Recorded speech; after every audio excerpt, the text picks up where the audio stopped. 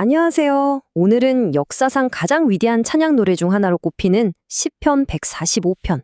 그 속으로 한번 깊이 들어가 보려고 합니다. 이 시는 다윗 왕의 아주 강력하고도 개인적인 선언으로 시작해요. 나의 하나님, 나의 왕.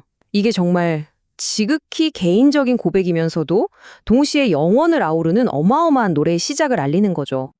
그럼 이 시편이 왜 그렇게 특별할까요?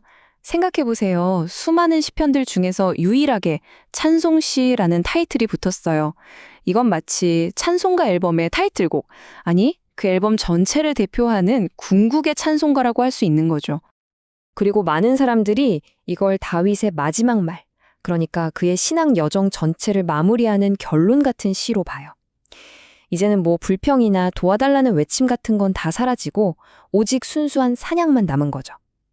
자, 그럼 이제부터 본격적으로 한번 들여다볼까요? 자, 첫 번째 주제는 바로 왕의 마지막 찬양인데요. 날마다 그리고 영원히 찬양한다는 게 대체 무슨 의미일까요? 여기서 제일 먼저 짚고 넘어가야 할 게 다윗의 헌신이에요. 한번 생각해 보세요. 다윗 자신도 한 나라의 왕이었잖아요. 그런 그가 하나님을 나의 왕이라고 부르는 거예요. 와, 이 한마디에 정말 어마어마한 고백이 담겨 있는 거죠. 이건 말이죠. 내 삶의 운전대는 내 것이 아닙니다라고 인정하는 거예요. 궁극적인 통제권은 나에게 있지 않다. 내 삶의 운전대를 온전히 하나님께 넘겨드린다는 고백인 거죠. 그리고 바로 여기서부터 모든 찬양이 시작되는 겁니다. 그런데 이런 찬양을 하려다 보면 뭔가 빠뜨리는 게 있을 수 있잖아요. 다윗은 자신의 찬양이 정말 완전하기를 바랐어요. 모든 걸 다 담고 싶었던 거죠. 자, 그렇다면 과연 어떻게 이 노래를 만들었을까요? 그 비밀이 바로 구조에 있습니다. 자, 이게 정말 재미있는 부분인데요. 이 시편은요, 구조 자체가 아주 특별해요. 각 절이 히브리어 알파벳 순서대로 시작하는 일종의 알파벳이에요. 이걸 이합체시라고 하는데 이게 뭘 의미하겠어요? 바로 자신의 찬양이 A부터 Z까지, 처음부터 끝까지 모든 것을 포함하는 완전한 찬양이라는 걸 이 문학적인 장치를 통해서 보여주는 거죠. 정말 기가 막히죠? 자, 그럼 이 완벽한 구조 속에 어떤 내용이 담겨 있을까요? 두 번째 주제로 넘어가 보죠.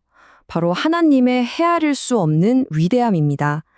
다윗은 찬양의 이유를 하나씩 나열하는데 그 시작점이 바로 하나님의 그 어마어마한 스케일이에요. 3절에서 이렇게 말합니다. 여호와는 위대하시니 크게 찬양할 것이라 그의 위대하심을 측량하지 못하리로다. 무슨 말이냐면 하나님의 위대함은 우리가 상상하거나 계산할 수 있는 그런 차원이 아니라는 거예요. 그냥 우리 인간의 이해 범주를 완전히 넘어선다는 거죠. 측량 불가 이런 선언입니다. 자, 이렇게 하나님의 위대함이 우리가 측량할 수도 없을 만큼 크다 보니까 이 찬양이 나 혼자 이 시대에만 하고 끝날 수가 없는 거예요. 그래서 다윗은 뭐라고 하냐면 이 찬양은 반드시 세대를 거쳐 계속 이어져야 한다고 말합니다. 할아버지가 아들에게, 아들이 또 그 아들에게 주의 행사를 전하고 능력을 선포하고 그 영광을 이야기하는 세대를 잇는 거대한 대화가 되어야 한다는 거죠. 그런데 말이죠. 바로 이 지점에서 이 시가 정말 놀라운 반전을 보여줍니다. 이렇게 어마어마하게 위대한 왕이 그냥 저 멀리 하늘에만 계신 분이 아니라는 거예요. 네, 이 그림이 시편 145편의 핵심을 아주 잘 보여주고 있어요. 바로 하나님의 이중성인데요.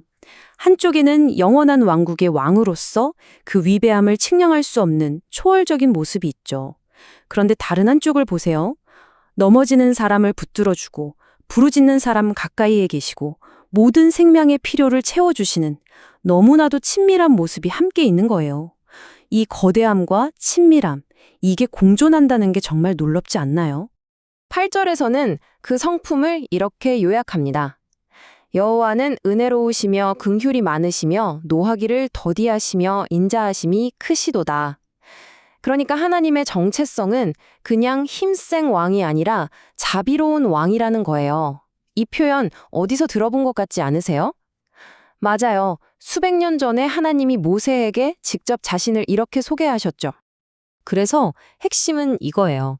이게 그냥 머리로만 이해하는 어려운 신앙 얘기가 아니라는 거죠. 다윗은 지금 우리 일상의 현실을 이야기하고 있어요. 살다 보면 넘어질 때도 있고, 뭔가 부족해서 힘들 때도 있고, 매일 밥 먹고 살아야 하는 바로 그런 구체적인 삶의 현장으로 하나님을 끌어들이는 겁니다. 자, 이렇게 위대하면서도 가까이에 계신 왕이라면 그분이 다스리는 나라는 과연 어떤 모습일까요? 네 번째 주제, 바로 정의의 나라입니다. 다윗이 그리는 하나님의 나라는요, 영원한 나라예요. 그리고 그 통치는 모든 세대에 걸쳐 이어지죠. 그런데 그 나라의 핵심 원리가 뭐냐? 바로 정의와 은혜의 완벽한 조화입니다. 그의 모든 길은 의롭고 그의 모든 행동은 은혜로 가득해요. 자기를 사랑하는 사람은 보호하시지만 악에는 반드시 심판하시는 거죠. 여기서 우리가 얻는 아주 중요한 통찰이 하나 있어요. 뭐냐면 하나님의 은혜와 정의는 서로 싸우는 개념이 아니라는 거예요.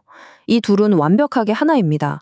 하나님의 정의는 차갑고 무섭기만 한 게 아니고 그분의 은혜는 그냥 물렁물렁한 게 아니라는 거죠. 특히 약하고 억눌린 사람들에게는 이 정의와 은혜가 함께 나타나는 겁니다.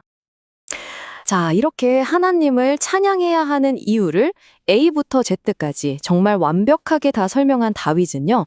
여기서 자, 내 할 말은 다 했다 하고 끝나지 않아요. 마지막 21절을 보세요. 내 입이 여호와의 영예를 말하며 모든 육체가 그의 거룩하신 이름을 영원히 송축할지로다. 자신의 입으로 시작한 찬양이 이제는 모든 육체, 그러니까 이 세상 모든 피조물이 함께 부르는 영원한 합창이 되기를 바라며 문을 활짝 여는 거예요. 엄청난 스케일의 초대장이죠. 결국 다윗의 이 노래는 우리에게 하나의 로드맵을 보여주는 셈이에요. 보세요. 나의 왕이라는 지극히 개인적인 고백에서 시작하죠. 그리고 이게 모든 육체가 함께 하자는 보편적인 초대로 넓어집니다. 그럼 이제 마지막 단계는 뭘까요? 바로 우리가 이건 내 이야기입니다 라고 고백하며 우리 자신의 노래로 만드는 거죠. 자, 그렇다면 수천 년 전에 쓰인 이 노래가 오늘을 살아가는 우리에게는 어떤 의미가 있을까요? 여기서 우리가 꼭 기억해야 할 건 찬연이 그냥 기분 좋을 때만 부르는 노래가 아니라는 점이에요. 이 말을 꼭 기억해 주세요. 찬양은 내 인생이 이렇게 완벽합니다 라는 상황 보고서가 아니에요.